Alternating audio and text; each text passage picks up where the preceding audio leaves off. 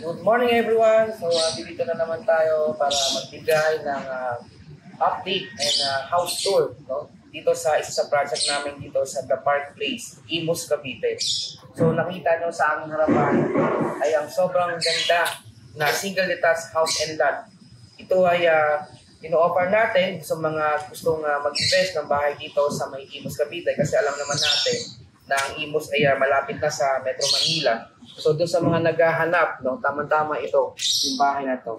Samahan nyo ako at tingnan natin yung loob kung gaano kaganda. Tara, let's go!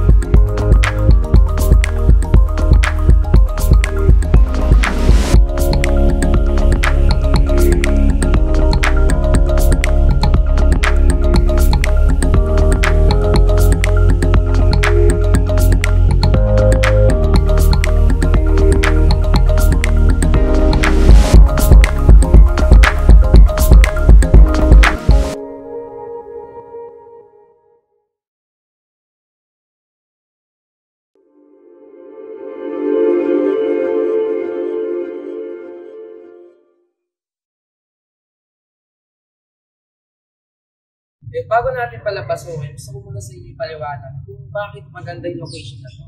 Kasi dito, sa Park Place, ay meron na tayong amenities. No? Meron tayong clubhouse, swimming pool, basketball court, at tennis court. At alam nyo ba na itong location na to ay sobrang convenient kasi alam naman natin na itong Imus, no? Itong The Park Place, Imus, Cavite ay malapit dito yung SNR, City Mall, Imus Doctor Hospital, meron din dito yung mga malapit na school, no? Tulad ng International British Academy, Jonida Christian School, meron din dito yung Elizabeth Seton School, at lalong-lalo na malapit dito sa De La Salle Hotel dyan sa may Vermosa. So malapit ito sa lahat, no? At along Aguinaldo Highway lang. So tara, ano pang hinihintay natin? Tingnan na natin yung ganda ng loob nitong bahay na to. Tara, let's go! Bago tayo pumasok sa loob, dito muna tayo, makikita nyo dito sa ating harapan, pagpasok ng entrance, no? Meron tayo dito mini pocket garden. Tanim na. Ayan.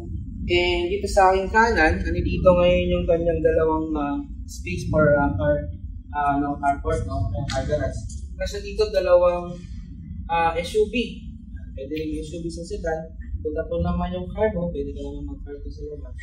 Dito po sa aking kaliwa, ito yung papuntang service area. Tara natin. Ito, makapapansin nyo ito, nakapiwas na pati ating garahe. At alam nyo ba, dito sa aking kanan, ayan, another pocket, mini garden. Pwede dyan, ilagay ka dyan ng halaman. Ano ni dito, dahil syempre may mga sasakyan tayo, may mga gamit tayo. So ito yung kanyang storage, na kung saan ay sobrang lawak ng loob. Yan, marami tayong may lalagay ng mga gamit. Yan. Punta natin ngayon yung likod kung saan na yan, doon yung kanyang service area. At sa kabilang side, doon yung kanyang lanay. May naka-install tayo dito na gripo. And dito, makita nyo na meron tayong naka-install na water tank na 700 liters ang kasya. Alam naman natin na minsan nawawalan ng water, di natin masabi. Pero at least, diba, sila hindi na mawawalan. Ito yung service area. So dito, dito nakalagay yung ilalagay yung water pump. Yan. Ito yung kanyang service area o pwede isang laundry area. Pwede nyo rin gawing extension ng dirty kitchen para kung ayaw nyo na magluto sa loob. Kasi ang lawak itong setback na, pero kapasin mo. Sobrang lawak. So dito, propose yung ating washing. Ayan. And dito naman sa aking harapan, ito yung papuntang lalay area. Galing ka ng kitchen, galing ka ng living area, galing ka ng dining area. So dito meron tayo dito. Daan papunta doon sa loob. Ito yung kanyang lanay. So naka-tables na siya. Diba ang ganda? Ayan, so makita nyo ang taas ng kanyang ceiling.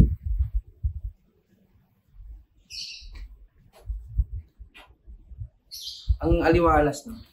Yun, so natapos na tayo dito sa service area. So doon na tayo ngayon sa harapan. Pasukin natin yung kanyang loob ng bahay. At makita natin kung gaano kaganda. Diba nice?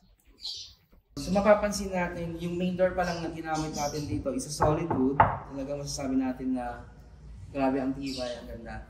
Ayan, so dito ngayon yung kanyang living area.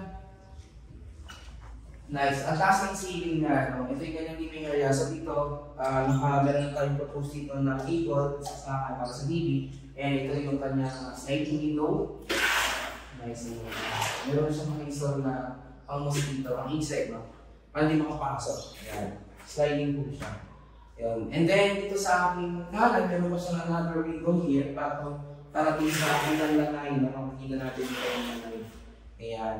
And ginamit natin na tiles dito sa ground floor ay 60 by 60 na important daw yung tiles na ginamit natin dito. Ayan. Granite o porcelain material. I think porcelain na natin dito ginamit. So, ito naman yung kanyang counter, ginamit dito is granite na kulay gray.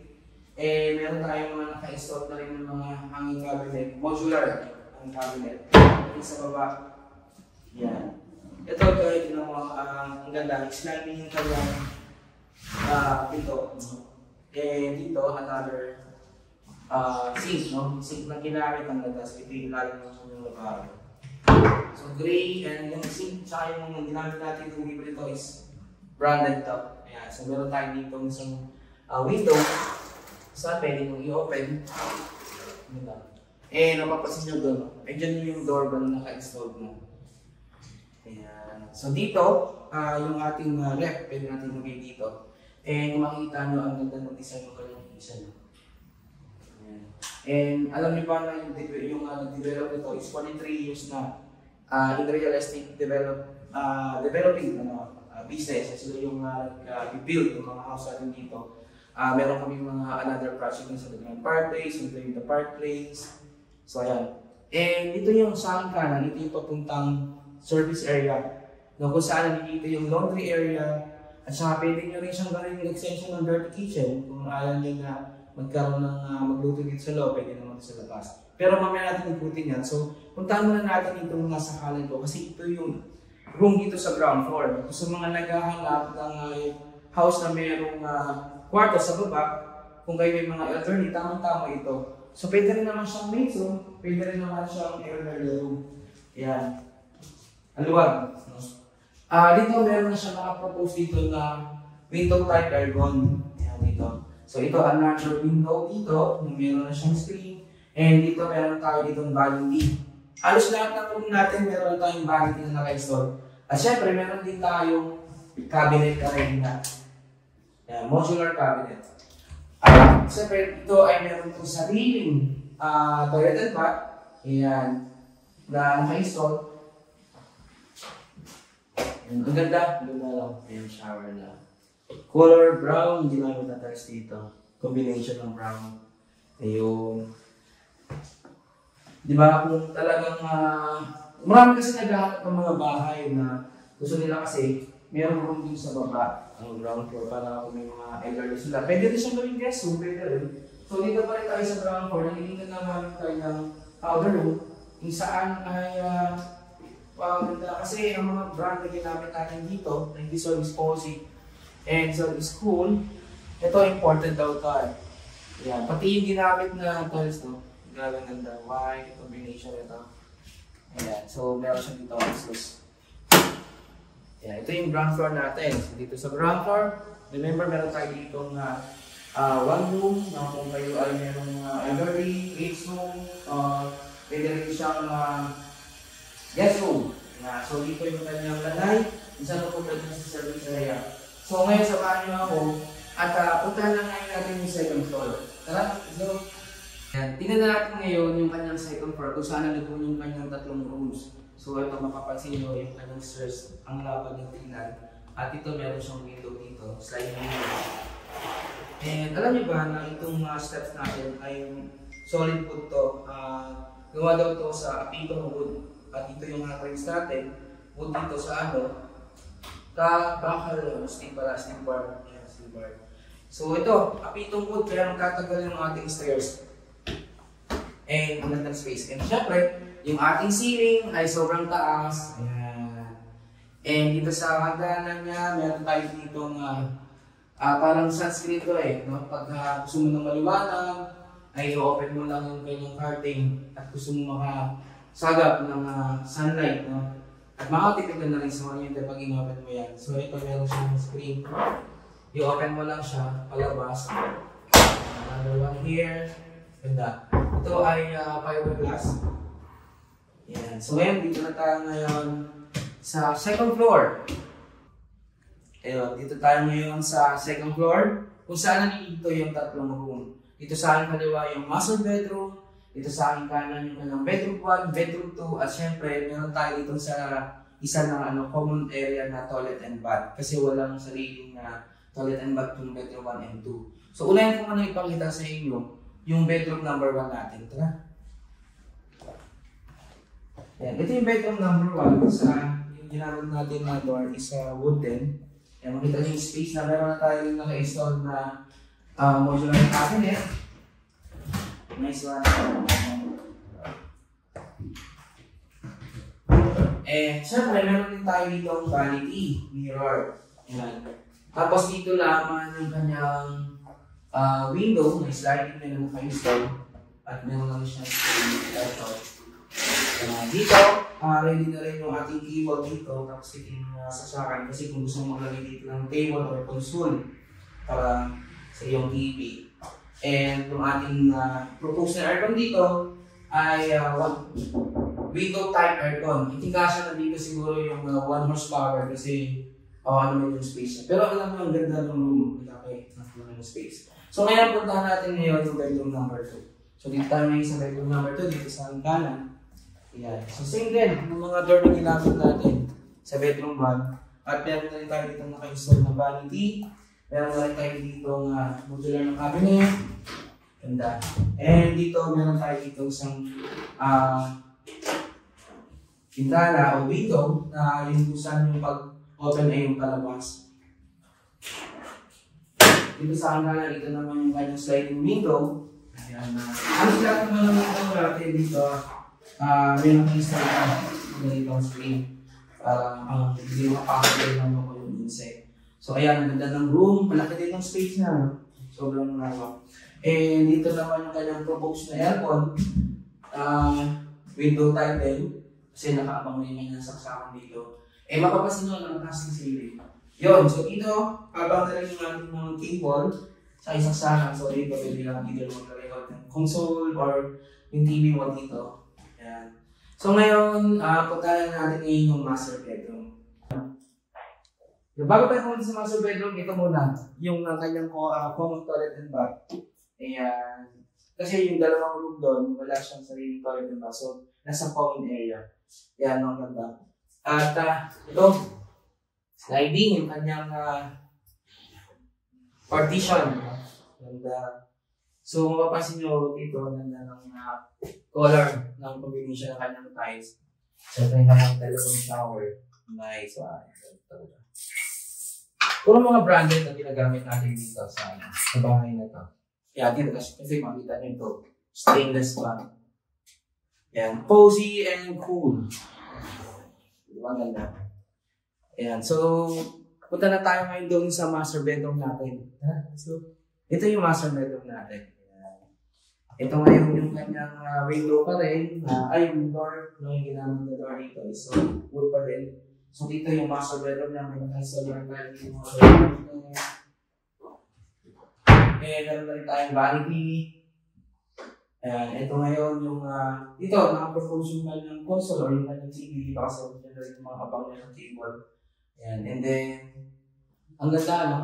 So dito sa room, so bago natin pumasok dito sa kanyang palit ng bag, ito muna yung kanyang window. Ayan. Tapos another 2 na window doon, tapos yung naman yung kanyang vanity doon kanyang closet.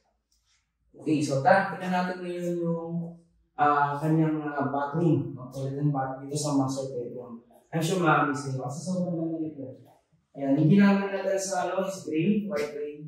And ito, meron siyang bathtub. Iwanan kayo sa bantaya kasi ito yung dalawang bintana dito na naka-exhaust.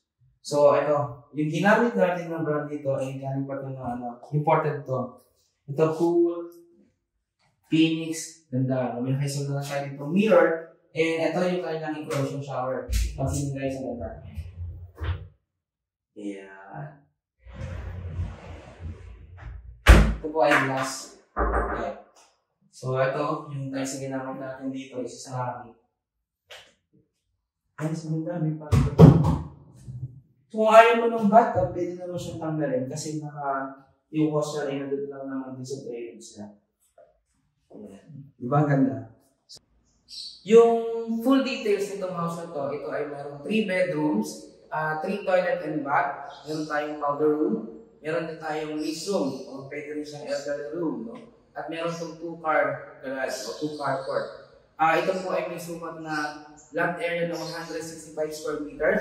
Meron din itong floor area na 207 square meter. At alam nyo ba, ang price po nito ay 11.7 million. So, in terms of payment nito, 100,000 ang kanyang reservation fee. Ang kanyang down payment ay 20%.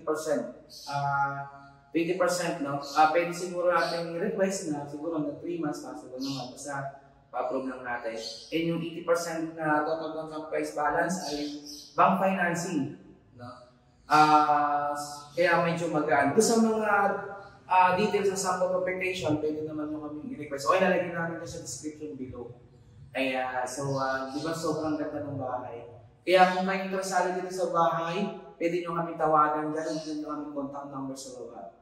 Ayan. And kung bago mo pala sa aming channel, huwag niyong kalimutang mag-like, mag-subscribe, and i-share na rin nyo yung aming mga video. And don't forget, pa-click na rin ang notification bell para lagi kayong updated sa mga gagawin namin mga household video. And so, by the way, my name is James De La Rosa from Ace Real Estate Marketing. Nagsasabing thank you so much sa inyong pagsama sa amin sa pag-house na to. See you on my next video. Bye!